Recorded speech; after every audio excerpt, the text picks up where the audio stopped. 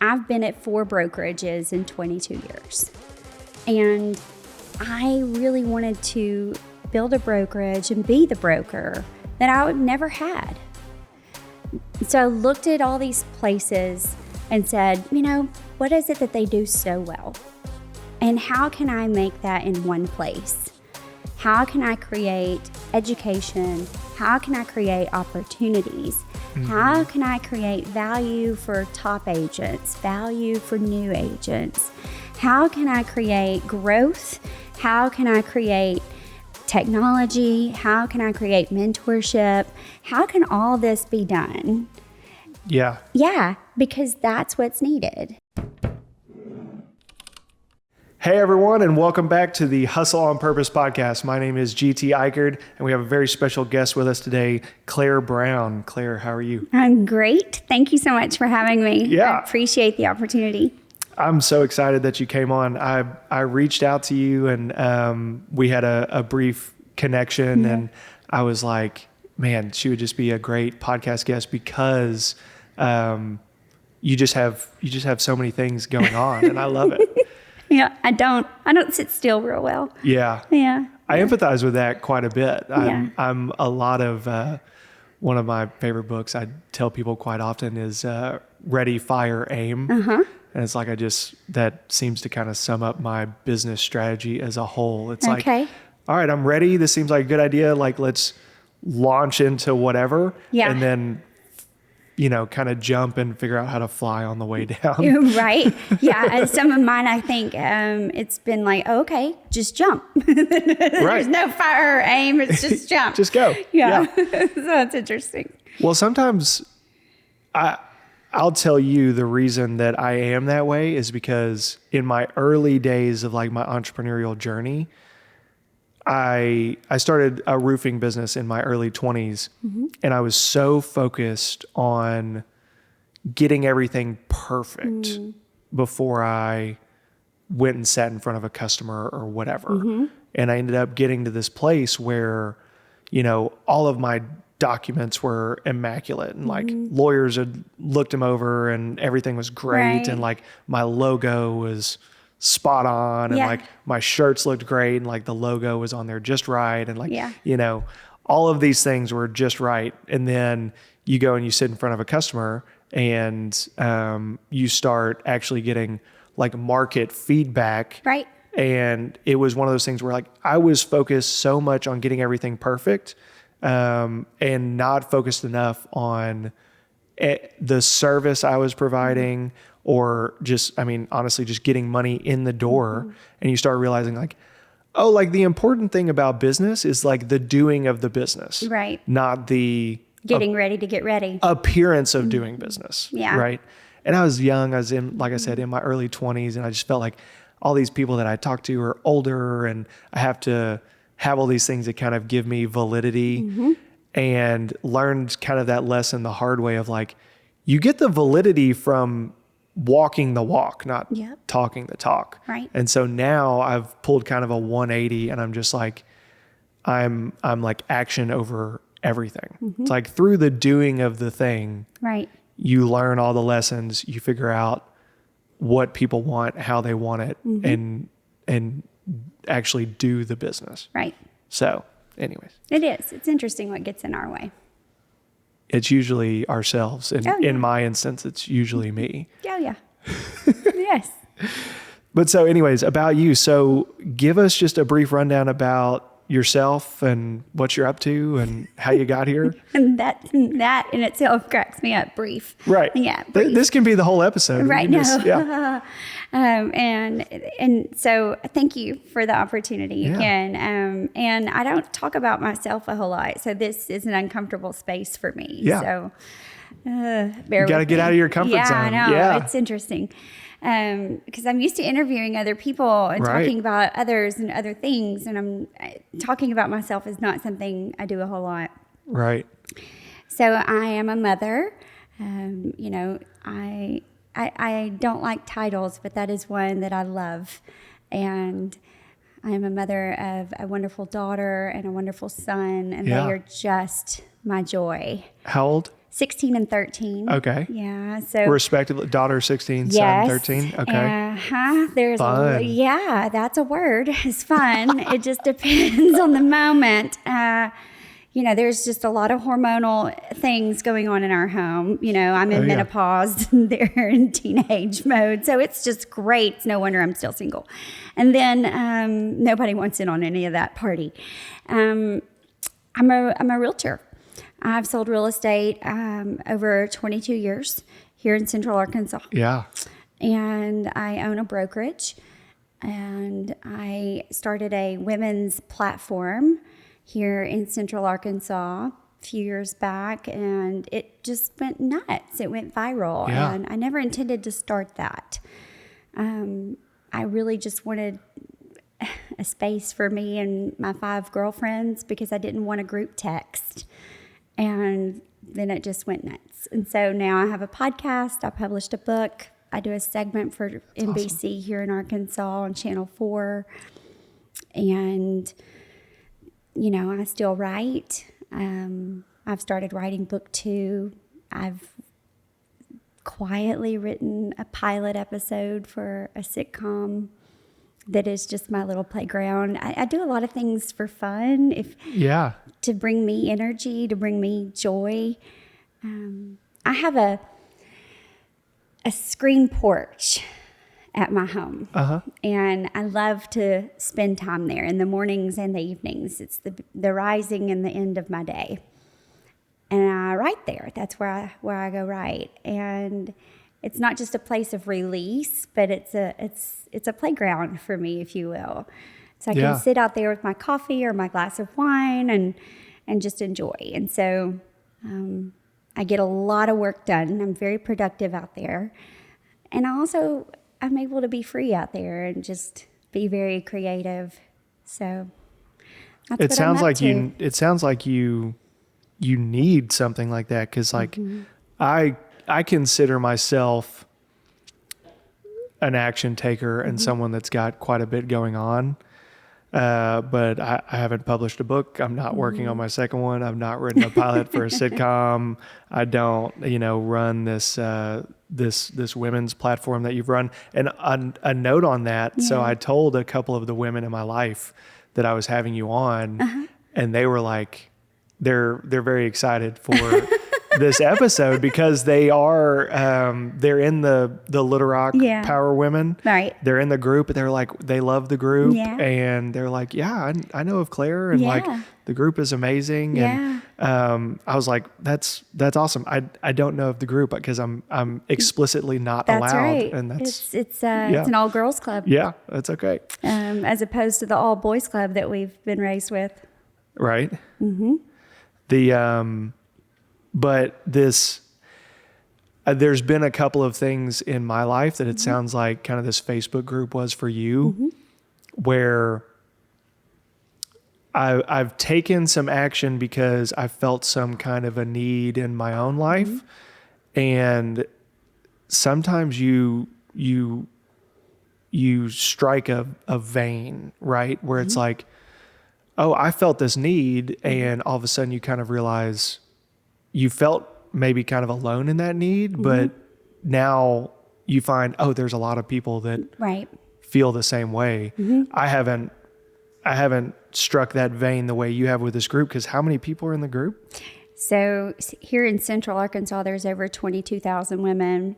We have a North Arkansas group as well. Yeah. And then I started Power Women of Real Estate that also went viral, and there's a few thousand in it as well. Yeah.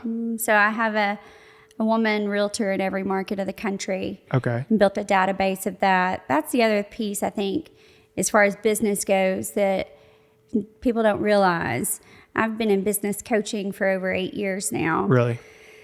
So when this group took off, and the backstory of that is that I am single, and I've been single now for over 8 years. And there's 2 things that a single girl does not need to ever pass up, and that is international travel and diamonds. And so when I was asked to go to Europe with a man, I went. And so the night before we finished that trip, he asked me for a lot of money.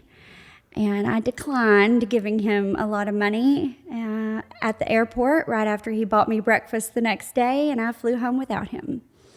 And I journaled the whole way home. And okay, that was a twist that I wasn't expecting. So he asked you for a lot of money for to pay his bills that he had not been transparent about, and his whole financial security status. And so, that ended that relationship right there in Europe. And I journaled the whole way home and realized the lack in my world was having strong relationships with women and girlfriends to go to Europe with, to have mom night outs with. Yeah. So that I'm not that needy girl that I never wanted to become. Right. That I obviously fell into and just jumped and went. So that now when a man comes to say, hey, you want to go to Europe? Well, what date? So I'm so sorry. I'm already in Ireland at that time. Yeah. What else you got? Right. So I came home and reached out to some women and said, I need a lot of help. I need help with carpool. I need help with mom night outs in Europe. And I have a lot of questions about my vagina. And they were like, oh my God, so do I. And so I said, well, I hate a group text. And the assistant I had at the time was like, listen, you can just make a private Facebook group, turn the notifications off. It's fine. I was like, perfect. We did that. We had a mom night out. It turned into bad moms. Their husbands had to carpool us home. We got kicked out. It was fabulous. They told all their friends. And it went to over 1,500 in less than 3 weeks. Oh my gosh. And so what were you thinking while that was happening? It was just like... I was like, well, shit, there went my group text. Now I have to have a group text. Because that I didn't you can't want. Have 15, right? I can't have 1,500 of y'all knowing everything about my vagina. And so what am I going to do? Right? And so literally, right? And I don't want to go to Europe with all of you. It's too many. It's too many. Far too many. I can't do this. And so then I had to go to the group text. And that was okay. Now you have a group text and a huge Facebook group that needs administration. Of a lot of administrators. And so I got what I was going to, that when it took off like that, I realized this is bigger. This is not what I anticipated. So I created a mission, a vision, values, a belief system, and a purpose and a perspective around it. And then a lead capture. Yeah. So anyone that joins, I have their data. So now my personal database is over 30,000. Yeah. If you combine that with my real estate database, my personal database, the group's database, all the groups' databases together, these things, right? Right. And so then just now, 5 years later, by helping these women grow, move into positions that are not posted to the public, they're hired into C-suite positions within this group. Wow. Yeah. Cool. And then they're creating their own small businesses, and they're flourishing in ways that they never had opportunity before. Right. And we've truly moved the pendulum here locally within the last 5 years because of it. The most common question I get asked is, GT, how do I get started in real estate investing? And my go-to answer is to go talk to Robbie Cole at Benchmark Home Loans. Robbie will help you figure out the best loan option for you in your current situation and help you with long-term planning as well. He gives out free advice 7 days a week, and he would love to help you. So if you're one of the people that's been afraid to start that conversation, I encourage you to stop right now and call 501-777-9995 so that you can start your investing journey or take it to the next level. Once again, that's Robbie Cole at Benchmark Home Loans, 501-777-9995. Yeah, I mean, for people that may be watching or listening that, we live in an age where you see YouTube channels with 80 million subscribers. Right. And we live in an age where it's easy to see something like a group of 20, 30,000 people as small. And in a certain perspective, it is. But I think it's worth noting that we live in Central Arkansas. Right. Where I mean, the population. Let me give you the perspective, because in real estate, I know those numbers, right? The population of Little Rock is only 200,000. So I have 20% of the population in one group and all their data. Not only that, 80% of the purchasing power in our country is determined by women. So then you take that another step further, right? And I'm in real estate. Yeah. Who determines who buys a home? It's the woman. Now, the breadwinner of that family may be totally different nowadays, because the statistics show that it's 51 to 49% because of wage earners in our country nowadays. But women will be the determining factor of the purchasing decisions. Statistics still show that about consumerism, especially in real estate. Oh, yeah. And so now I have 20% of the decision makers of real estate in our population right at my fingertips in every way. So now my monthly newsletter that goes out to all of them has an over 60% average open rate. Wow. So I have over 19,000 eyes seeing all of my properties, all of my buyer needs, all of my podcasts, everything else every single month. Yeah. So these women not only help one another, and I've been able to help them, their families, their children, in every other way, emotionally, physically, financially, and everything. They now fuel mine. Right. Yeah, it's a mutually beneficial relationship. 100%. And that's the only way it works. Right. Any way in business. Right. I love the message of the group, because in a small way, it's like I'm trying to do the same thing in the sense of people that want to pursue something more with their life than maybe they're just their normal 9 to 5, let's say. People, if I've told a lot of people countless times, it's like, if I'm an example of anything, I'm an example of anybody can do it. Right. Like, I don't think anybody that watches or listens to this by any means thinks that I am gifted or overly special in any kind of way. Right. It's just the power of like taking action over not. Right. And so if we can give somebody a little bit of motivation, a little bit of actionable knowledge, whatever it is that's going to get somebody over that hurdle of not taking action and into that stage of doing, then I want to do that. Right. And that's part of why we have these local business leaders like yourself on, is because I think one of the most powerful tools you have is not only your knowledge and experience, but it's your story. Yeah. And part of the crazy part about this story is like, you took some action with creating this Facebook group, having no intention of like, if you had set out to create, your goal was to create. It wouldn't have worked. Right, it wouldn't have worked. No. Right. And you would have sat there and spent a ton of time trying to make it perfect. You'd have been like me with my roofing business when I was 21. Right. I mean, it was insane, because it was probably a month, and finally I saw some of these women in there, and I didn't know. I still don't know half of these women. You can. I mean, that's an incredible amount of women. It is. And, and I finally was like, does anybody have any graphic design ability? We would love a logo for this group. And I mean, like, immediately, one of the local restaurateurs who owns a lot of restaurants in town, they were like, we have one on staff. I'll have you logos by the end of the day.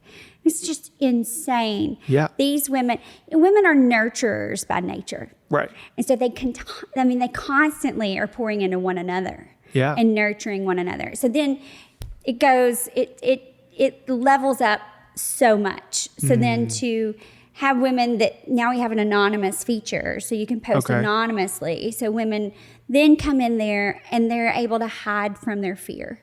And so they can say, I am in an abusive scenario. Yeah. Or I can't publicly say this, but I'm facing bankruptcy. And what are my options, and what are my solutions, and who can help me? Yeah. Or I need marital help. I need therapy. Who is a good marriage therapist? And then these women just pour in and say, we've been there. Hang in there. Here's what has worked for us. Right. And then it's closed and it's private. And so it's a safe space. And then I created rules around the group within those first 3 weeks that have still held firm. Yeah. And, I may talk sweet and Southern, but I tend to be a velvet hammer in a lot of ways. Yeah. And if you break those rules, your comments will be deleted, removed, you will be suspended or banned. And I have no apologies around any of that. I mean, the anytime you get, more than 12 people together, there's going to be right. You're going to be something that, and part of what makes the group successful is having those parameters and standing by them. Right. Like it appealing to everyone is appealing to no one kind of thing. If it's the wild, wild west, right, you're going to lose people left and right because, yep. the spammers are going to take over. There's going to be all kinds Yep. of, or it's going to turn into, like a soap opera environment. It's like everybody's personal drama. And it's like, you want to tiptoe that line, I'm sure, of like supporting people with stuff that they're going through. Right. But also some of the drama has to be mitigated and like, yep. Cause and it's interesting you bring that up because I have a lot of men that will ask, what goes on in there? What do y'all do? What do y'all talk about? And is that just like, the He-Man or He-Woman Man Haters Club, and I'm like, no. I mean, because one of the rules is complaining is a garbage magnet. And so there are no rants, there is no complaining and all the things. And you get eliminated for that. And, so we don't allow that. We don't allow the bitching, if you will. Yeah. And no. And then... yeah. So it's interesting, and they're really surprised by that. I think the assumption is that over 22,000 women in one group is going to be nothing but a hormonal bitch fest against men, and that could be further from the truth. Well, yeah, I think you're probably dealing with some men that have a little bit of insecurity going on. Oh yeah. But I mean, it's also, especially with the femininity and masculinity conversation around the country right now, it is so key and so important to always remember that women and men will not be successful until they learn to lean into one another and leverage one another. In other words, a power woman always needs a power man, and a power man always needs a power woman. You have to have that voice. Yeah. Oh, I couldn't agree anymore, because I have this conversation quite a bit because my wife and I would say, are fortunate enough to where our passions and our strengths align with the kind of historical stereotypical gender roles. Right? You're not doing laundry, GT? I do some. I do some. Well, so like my wife and I view our marriage as a team. Like we have, this is going to sound super cliche, but my last name is Eichard, and like we will like put our hands in the middle with the kids and we'll go like Team Eichard. I love like, that. That's because so good. I love the sports analogy metaphor where it's like, there's no position that's better or worse than another. There's no position that's more important or less important than the other. That's like right. We just, as a family unit, have an incredible amount of tasks that have to be done every day. And like the bills have to be paid and whatever. And I guess what I mean by the fact that we consider ourselves fortunate enough to kind of fall into some of the stereotypical gender roles is like, I truly love my business and what I do every day, and the fact that it allows me to provide for my family financially, and it allows my wife to do what she wants to do, which is stay at home with our young kids. We've got 3 kids, 4 and under. It allows her to work. Exactly. Yeah. And what she does, she is stronger than I am, and that's not like a cliche me saying that. Like her strengths are different than mine, and we have been fortunate enough to structure things where she is allowed to lean into what she's good at, which is also what she loves doing. Right. And I'm able to do the same. Right. And because of how strong we each are, it just makes it that much better. Right. And so I agree 100% with what you're saying. Like you can have a strong woman, you can have a power woman without it detracting from you being a powerful man. That's right. If anything, it makes you both stronger. That's right. But it's the same way in business. Right. And I think that's difficult for many. It is, and I don't get it. Some of You're of a different generation. Right. Yeah. Yeah, maybe I'm just younger and I'm part of the phasing You're out evolved. of some of the old school You're so stuff. evolved. Well, so my dad passed away when I was 12. Okay. And this probably plays into it. So Yeah. my family owned a pawn shop when I was growing up. Okay. And it was also a gun store / like jewelry store. Okay. My parents owned and operated that. My dad kind of ran the gun side. Got my it. mom kind of ran the jewelry side. Yeah. And so I grew up in that business every night and weekend. Yeah. Doing things. And then when my dad passed away when I was 12, my mom had been like along with him on that entrepreneurial journey, but it was never her like passion to do that. And now she's left with me and with this business to own and operate. And in my mom, it's her birthday today. Happy birthday, Mom. Oh, happy birthday, Mom. Anyways, little tangent there. But like, so from 12 on, I was raised by a single mom that was left with like this business and with all these bills and whatever. And my mom is one of the strongest people I know in the world. And she's incredibly smart, powerful, strong, like all of the great adjectives I would use to describe her. But I've seen, I think from an early age, I've just seen the strength that comes from men and women. But like, I just don't buy into the narrative that women can't be successful at blank.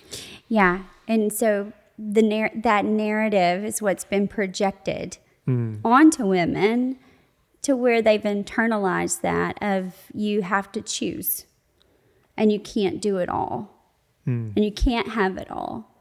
Right. You can't be a full mother and you can't be a full-time career woman. You have to choose.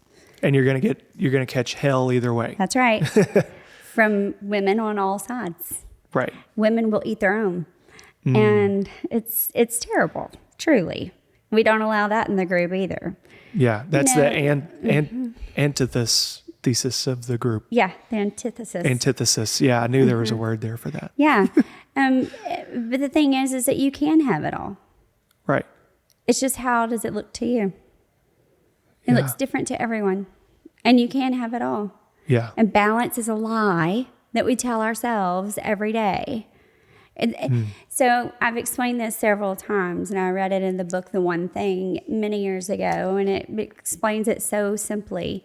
And just because my house may be dirty, it's okay. What that means is that my focus is on my children and my business, which is my priority, and as it should be. And giving myself that space and grace is what I need to focus on. But a perfect house, getting ready to be a mother, is where I fail. I need to be in action. Just going back to our first conversation, right? Yep. And that's where we get tripped. And so much of that comes from like your fear of how other people are perceiving you, not you focusing on. Let that go. Yep. You know what? I'd much rather think about how would my children perceive me when they're a mother, or when they're 30, or when they're going to college, rather than how does someone outside my circle perceive me now that really doesn't matter. And so, if my children are failing in school and look disheveled and they're not clean, well, that means that my house is probably perfect. My business is excelling and I look damn good. But where are my priorities? Right. Yeah. Right? Right. So where are you going to give yourself the space and grace? And then are you really having it all? What does having it all look like to you? I mean, honestly, I do have it all. I have business. I have amazing children. And then you don't know how many times I've put these jeans on this week, and I don't have to tell you. Yeah. And that's okay. And that's okay. And you know what? I show houses every day, and I'll go to a listing appointment, and they're like, please excuse me. I'm like, listen, you aren't coming to my house. Right. Yeah. And I'm not inviting you. Yeah. And it's okay. And it's okay. It's okay. Yeah. Because we have to quit internalizing and allowing the projection of whomever, whatever in our lives, society, your parents, your programming is what it is. Right. To tell you who and what you're supposed to be. And it sounds so easy when you say it like that. Well, because it is. Success is simple. It's just not easy.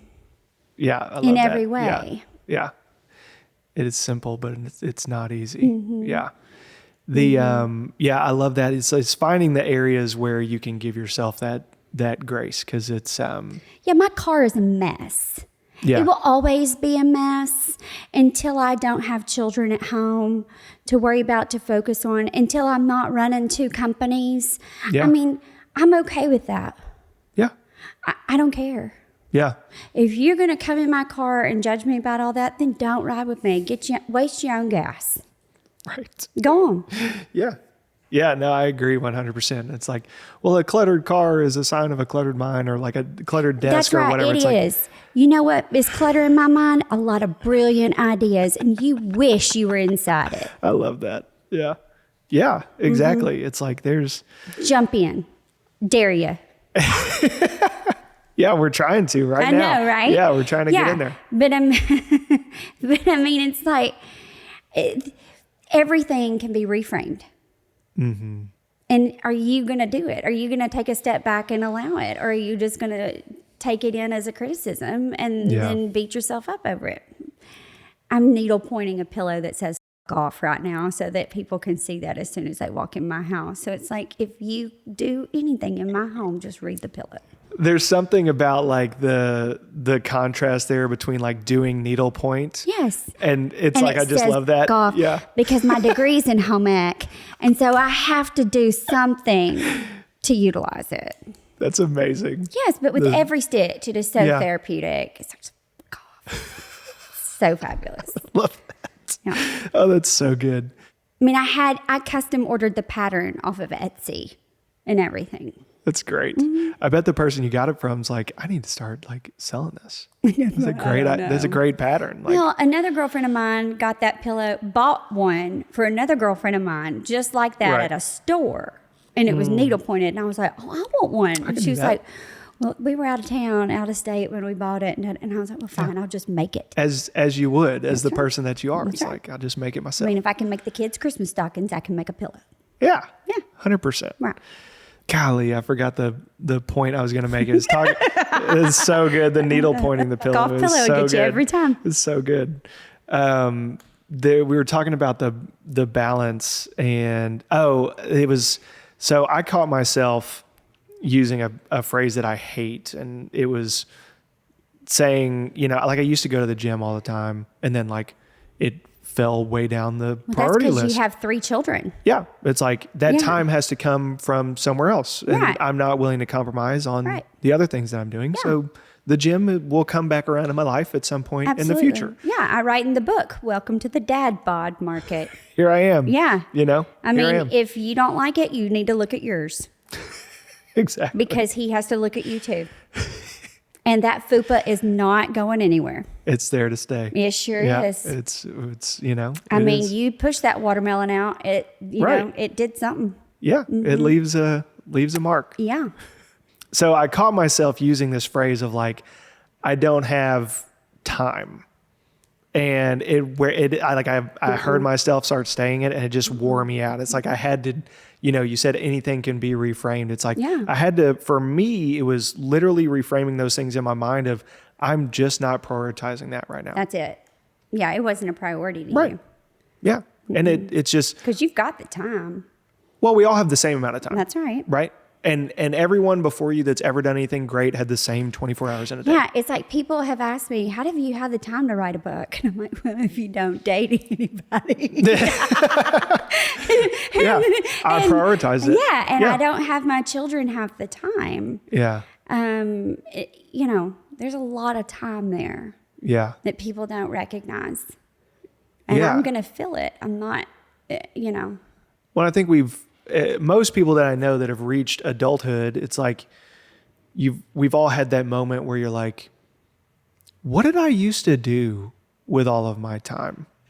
Like we used to not have these kids, and we used to not have this a house with a yard to take care of, and, you know, or these businesses, and like, what did I used to do with all of my time? It's like, oh, well, now when people ask me what my favorite show is, my answer is, I don't know. What's on TV? Like, what's on TV? Oh, that's like, an interesting perspective. I've never had that thought. Really? Because like, I've had that thought of like, I feel like we used to have time. Like, what did we do? We just filled it with like stuff. Yeah. And I think that's because our journeys are different. I bought a house when I was 19. Oh, wow. I started selling real estate in college. Yeah. And put myself through school. I commuted an hour one way every day. Wow. In order to pay for school. You know, I was married when I was 20. Wow. Yeah, I've never been to a sorority party still. Yeah. Yeah, I never lived on campus. You missed out. When I got divorced, my list of the things I'd never done, seen, experienced, tasted, whatever, was 3.5 pages long, including You actually wrote. I call it my living list. That's awesome. Yeah, so like, including like, I'd never been to a bar. I'd never had a man ask for my number. I had never truly been drunk. Like, I still haven't been camping. It's still on the list.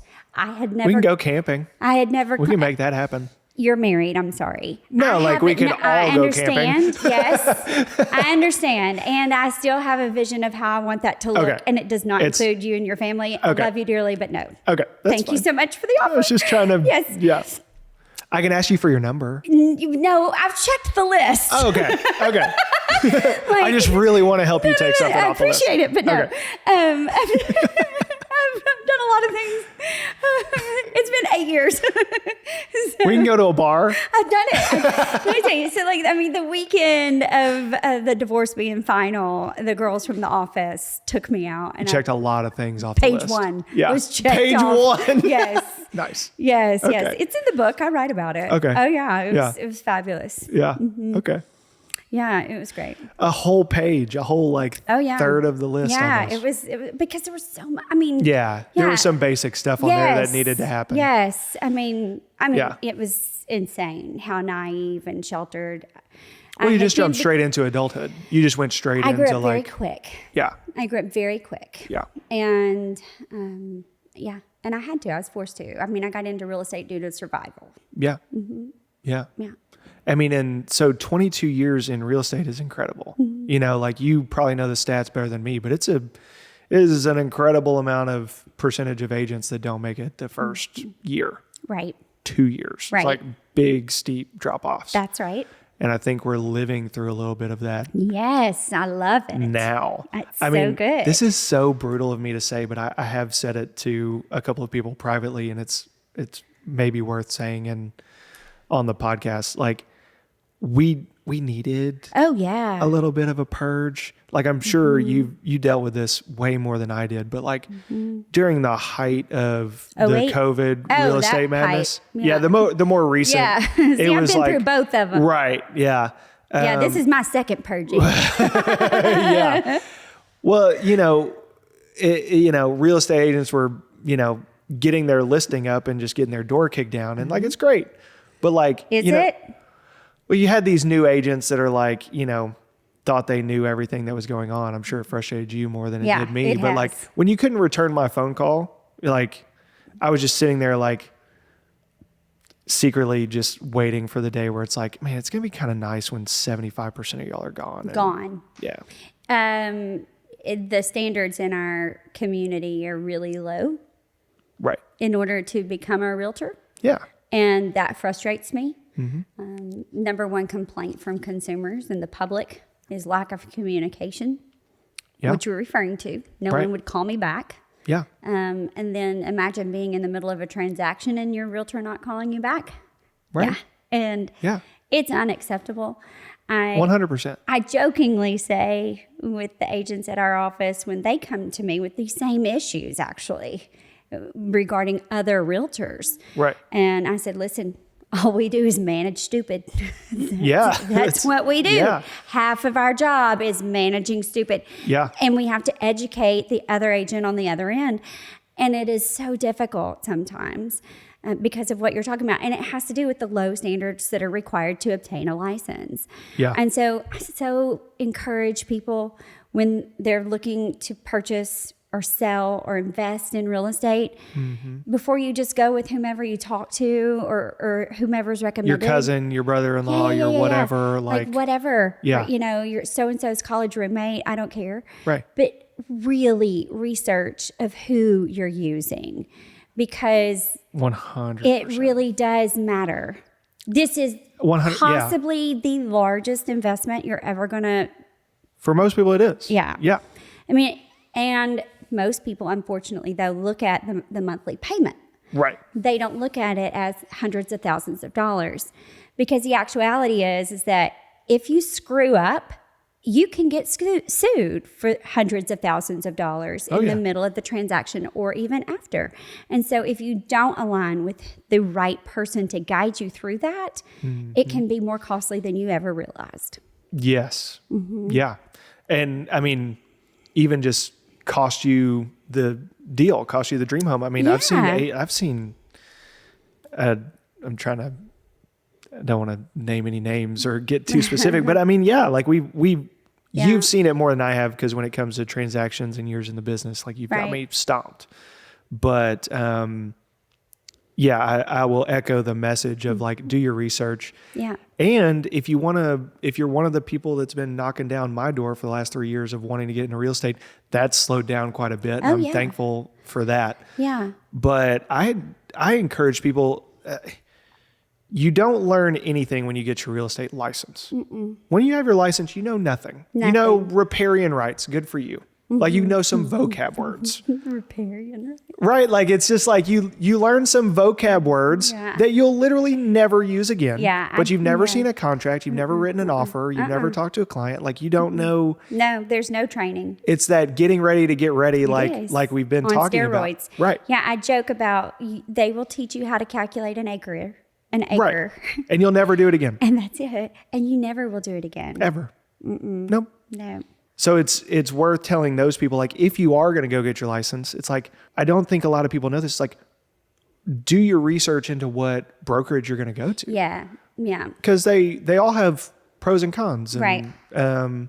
I think a lot of people just default to one of the big ones, and like, nothing against that. A lot of them have a lot of incredible educational programs, but just know what you're getting into with like the desk fees and the whatever. And like, there's things that no one prepares you for. That's right. In that world. And I see people that are just like, well, I went and paid this and did my 60 hours and got my license, and now I'm ready. And it's like, dude, you have no idea what you're talking about. No. And so I talk to agents a good bit and about getting their license, or that have recently gotten their license, or even agents at other companies already. And they're asking about, what is your brokerage and these things. And, MOVE Realty is the brokerage, and it stands for Making Opportunities of Value for Everyone. Yeah. And I truly believe that. And that came from the fact that I've been at 4 brokerages in 22 years. And I really wanted to build a brokerage and be the broker that I would never had. So I looked at all these places and said, what is it that they do so well? And how can I make that in one place? How can I create education? How can I create opportunities? How can I create value for top agents, value for new agents? How can I create growth? How can I create technology? How can I create mentorship? How can all this be done? Yeah. Yeah, because that's what's needed. Right. In one place. Because it all feeds in. The better your agents are, the better it is for the brokerage, the better it is for the client. And it Right. But then not only that, your broker has to be fierce. Because there's so many times in a transaction where an agent, a broker on the other side, or even negotiating on behalf of your client, and something goes awry, and the broker needs to step in and has to be fierce for the client, for the agent, whatever it takes. And so I am a very fierce woman. Yeah. I don't see you struggling with the fierce part. No, it's not a problem. Yeah. Recently I had... You just bring your needlepoint pillow That's to it. you And to I'm the just table. like, what can I do for you? I'm just here. Which one of you are we talking about? Right. Yeah. Who needs to read the pillow? Yeah. So, recently one of the agents at the office came to me, with her, she was there.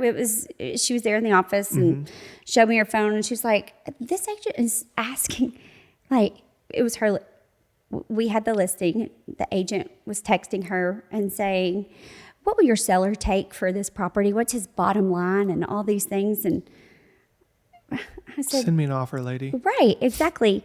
And I said, tell her to fuck off. No, I'm teasing. I did not say that. Yeah. But I said, tell her that, first of all, what she's asking is illegal. Right.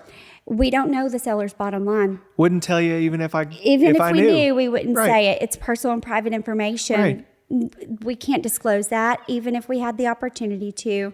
Yeah. And the second thing is that if the buyer has that much interest, please put it in writing, and we're happy to present it. Make an offer. And so she's like, will you just type that out for me? So I did. I texted it, sent it to her. She just copied and pasted it because Yeah. I did. I cited where it was illegal, that she shouldn't be saying that Yeah. and all these things. So then the agent calls me.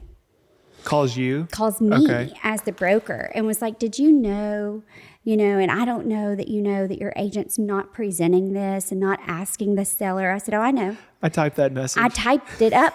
She copied and pasted it and sent it to you. Your practicing is illegal, and you need to take a step back. Yeah.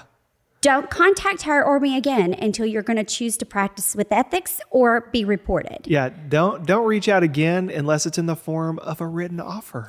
And so by the time I got off the conversation with her, she had drafted 2 offers for 2 different buyers for us to present to our seller. Perfect. Thank you Absolutely. so much. But it's just like that. Some of these agents out here will try to railroad other agents, and I'm not going to allow it.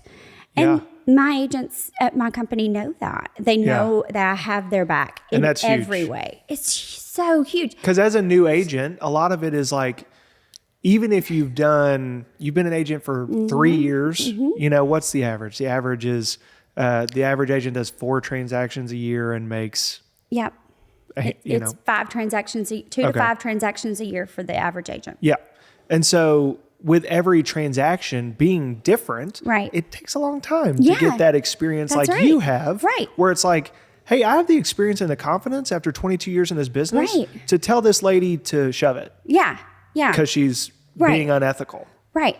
But as a new agent, it's like, wait a minute, I know this isn't right, but I don't know what to say and how it's not right and all these things. Yeah. And so I was like, oh, well, here. Chapter, verse, case closed. Perfect. Yeah. And so it's like, I didn't have that support. Right. And I know that I needed it. I hungered for it so badly. And because I didn't have it, I tripped so many times when I first started. Yeah. And so it's like taking those opportunities and saying, who and what can I be that I've always needed for other people? Yeah. And that is the broker and the brokerage that we want to be and become. Yeah. And how can I show up like that for you? That's great. Yeah. Well, that's what we are trying to do, to make those opportunities of value for everyone. So it's truly meeting someone where they are and what they need, and then telling me what that is and saying, okay, well, here's what I can do for you. Here's how I can meet your needs. And I don't know if that's what you're looking for. And here's where I can do my best. As a brokerage, it's like your slogan could almost just be, we answer the phone. It's like, if I was a broker today, I would just be telling my agents, one of the biggest things I would just be harping on is just like, if your phone rings, answer it. Yeah.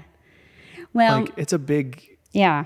So that alone could bring you a lot of success. I got the best compliment, truly, of my career at a listing appointment last weekend. Right.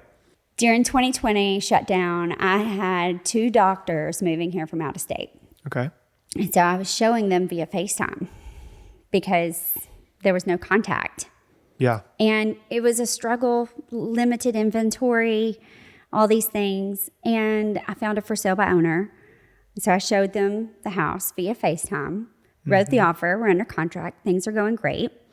It was the week of closing. The neighbor's house gets listed for $150,000 more. Similar square footage, all the things, right? Mm-hmm. And so now the seller is like, we're not moving. I said, no, you are. Because of paragraph this, I said, and I need you to call your attorney. Yeah. No, they moved. Easily. I mean, there's a reason you have a contract. That's right. Yeah. You move. Goodbye. And I moved them out. Yeah. Mm-hmm. I've had 2 squatters in my career, and they were not going to be the third. Yeah. Yeah. And so they moved. And I thought, we're never going to speak again because it was not pretty. They did not like me. I mean, if you're going to come at me and you're going to do wrong, you're not going to like it. I was raised by a litigating attorney, so don't push me. That makes a lot of sense after talking to you for a little bit. Yeah. Yeah. And so they got out, and now here we are 3 years later, and they called me. They wanted you to be their agent? They wanted me to be their agent. They said, we lost way too much money with you last time. And we really need you on our side this time. That's awesome. It was incredible. I said, thank you so much. Yeah. That's the biggest compliment I could have ever received. Right. And the husband said, really?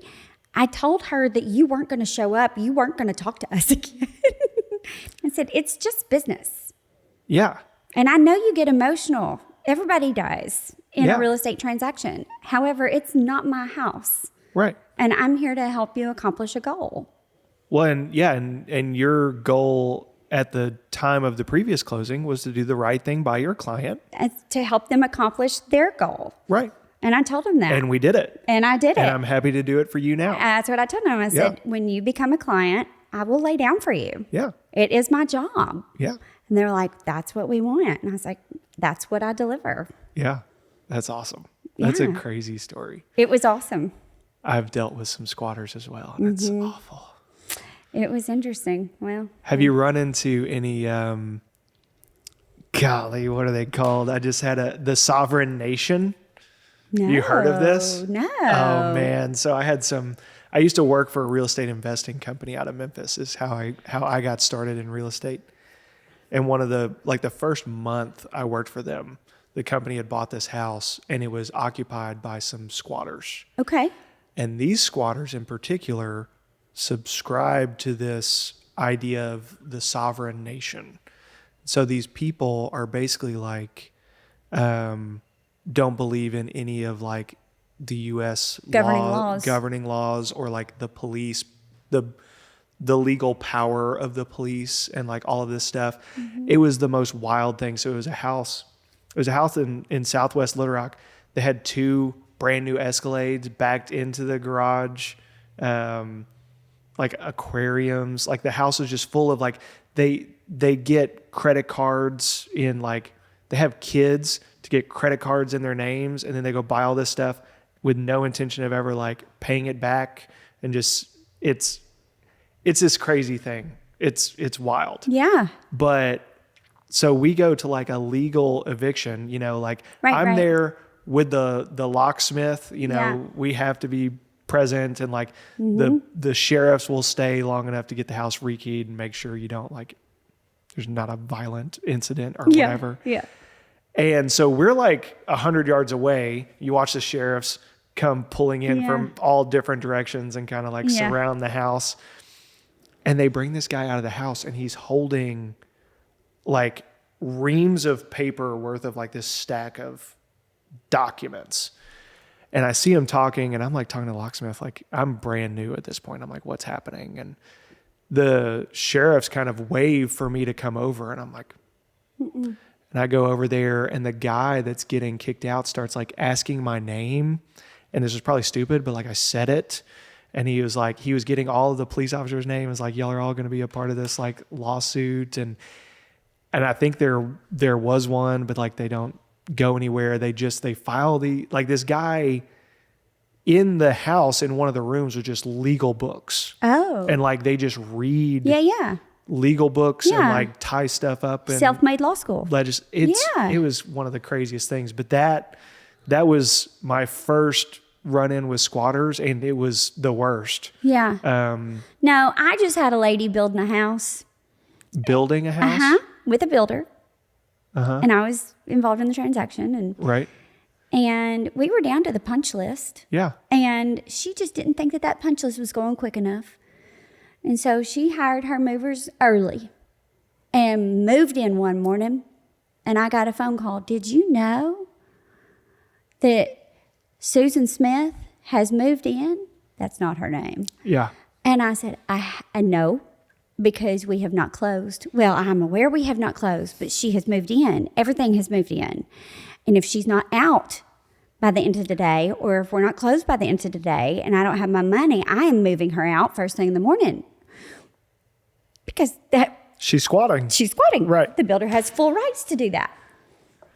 So I had to go over there, and she answers the door. Well, hi. I mean, she just welcome to my happy. New home. I moved in. I said, Right. And why did you do that? Yeah. She said, well, you know they're going to get busy on that punch list now that I'm here. I'm like, that is not what's going to happen. no, no, they're not. No. That's the opposite of what's going to happen. Yeah. They're going to be spending their time moving all of your stuff onto the front yard. Right. And so I had to call family to come and help intercede. So did they end up getting what? We closed that afternoon. Wow. Okay. Yeah. No more squatting. Well, because all of the other options besides closing that afternoon get messy. I don't do messy real well. Yeah. Except in my laundry. I don't do that. Yeah, that's a wild one. Yeah, she just answered the door. Hi, Claire. I'm like, what are you doing here? No, you really did do it. I mean, like, she's full dressed, makeup, like she hadn't been moving at all. Like, she's been enjoying her new house. You want brunch? Yeah. Yeah. Right. I have a charcuterie board all right here for you. On my and new... I'm like, stop it right now. This is my life. These are my clients. Oh my goodness. That's I haven't heard of that one. Goodness gracious. She was just like, I tell you what, I'm gonna make this happen. And she just went over there and moved in. Told nobody. And then, it's like you kind of look back on it, it's like, well, I guess in a way she kind of made it happen. You helped quite a bit make it happen. That punch list turned into her 1-year builder warranty. That's choices and expectations, man. Yeah. That's all that is. Getting a punch list done after you've closed and moved in is not going to happen. That builder's like, we're closed. Well, after you squat for half the day, that builder's really not going to want to come and do it. Right. Well, yeah, because it's like, what can you prove that's punch list and not just from you moving in and doing your makeup in the bathroom? Right. Because she had, I'm telling you, she was just, it was. Not a patient lady.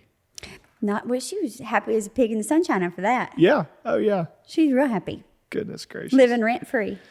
Well, man, I'm so excited about just all of the things you have going on. I mean, I think you're a real testament to what somebody can do when they set their mind to doing things, right? It's like action over everything. Yeah, yeah. Like imperfect action over perfect preparation. Oh, yeah.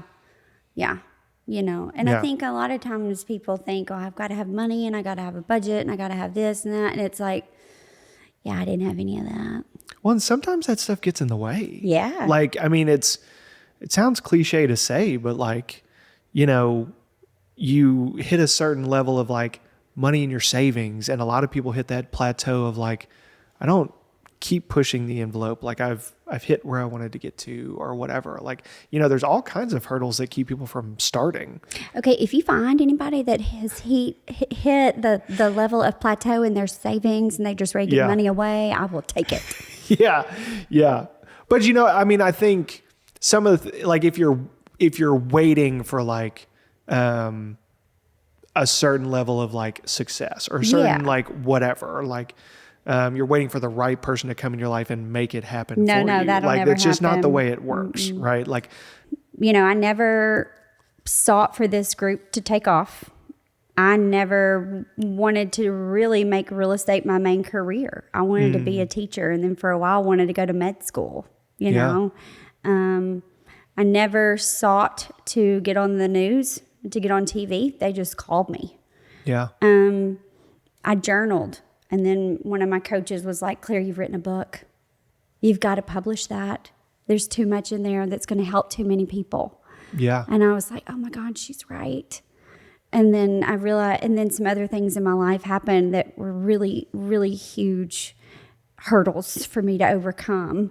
And I realized that, if I helped one person through even one of these things, then it's worth it. Yeah. And so it's, there are people that have said, and, about look at you and look at everything you've done and all these things. And it's like, I don't look at it that way. And I think if I did, then the ego would take over. We all have the ego in us. Right. And I think if I did, then the ego would take over. Life would change. I would lead totally different. And it wouldn't have the impact. Yeah. And it wouldn't help others. Well, it's not the way you're wired. You're Nope. wired for, okay, did that thing. What's the next thing? Yeah, I am. And I think the other way I'm wired is that I'm wired with asking questions, being very curious. I was programmed that way as a child. I know that. And then I also know that I'm wired with looking at situations, people, transactions, and saying, how can I help? And that being my first question. And finding a solution. Yeah. That's why I started the group. I mean, I was trying to find a solution in my life. I wasn't seeking anything else. I started journaling, trying to find solutions in my life. I wasn't trying to publish a book. I started the podcast because I just wanted to I saw these amazing women joining this group, and I really wanted to become friends with them and sell their houses. Yeah. And so it wasn't to have a podcast. I was just interviewing them privately in the group, and then someone said, do you realize you've got a podcast? And I didn't. Yeah. I had no idea. Right. So I don't know what I don't know. Yeah. And I am very clear about that, which is why I had a list that was 3.5 pages long. Yeah. I don't see things. We all have blind spots, and I have many. And I know, and it's why, I ask my circles a lot, what are you seeing in me I'm not seeing? What do you see me doing next? What do you see that I need to lean into that I'm not? Because I don't see it. It's how everything's developed in my life. Yeah. So what is it that I'm not seeing right now?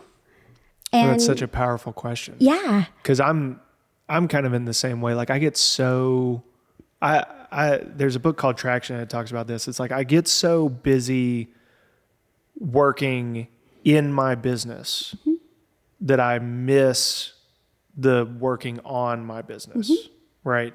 It's like the way that I'm wired is it's just like in the way my life is right now. It's like the squeaky wheel gets the grease. Yeah. It's like the most pressing thing right now is what gets my attention. And there's wheels squeaking all over the place. Sure. And what ends up happening is I'm just like running like, I Love Lucy at the chocolate factory. It's just like there's this overwhelming amount of chocolate and I'm shoving it in my mouth and like the conveyor belt's getting like, running behind. Yeah. That I don't do a good job of stepping back and saying, okay, what of this do I need to prioritize? Yeah. And what do I need to let go or give myself some grace on? And I need to do better about going to my circle and being like, hey, what do you see I'm not seeing? Yeah. And I'll also say to them a lot of times, where do you see I'm failing that I'm not seeing yet? And then I ask that of the people that I work with. Thinking that I'm this big broker is such a falsehood. Yeah. That I've had other brokers, project in the past. And so, when we have our individual monthly one-on-one meetings, I'll say to them, what feedback do I need? What do Yeah. you need from me that I'm not providing you? And, where am I failing you? If we don't ask, we will never know. And Yeah. that's our biggest failure. Yeah, that's so true. Because by the time you find, like, if you don't ask, by the time you find out, They're leaving. yeah, yeah, it's in an exit interview. That's right. And then you're making another pillow.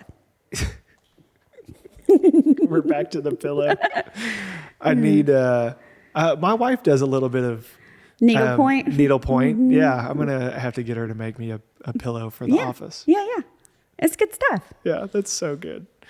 Well, man, I usually ask people like where they can find you and what all you have going on. I feel like we need like a list. We need like the name of the book, and we need like the... So false. So false. So you can go to thepowerwomen.org. Okay. All podcast episodes, all versions of the book. Okay. And what's the title of the book? You never said the title. It's titled Ring or Fling. Okay. And it, it's got a lot of business concepts in there, but it's mainly relationships. Okay. Book 2 is the business journey. So I'm working on it. Cool. Yeah. Yeah. And then you can also go to themoverealty.com. Okay. And that's where you can find us for anything and everything. Yeah. Mm-hmm. And if you're on Facebook, it's Power Women of Little Rock.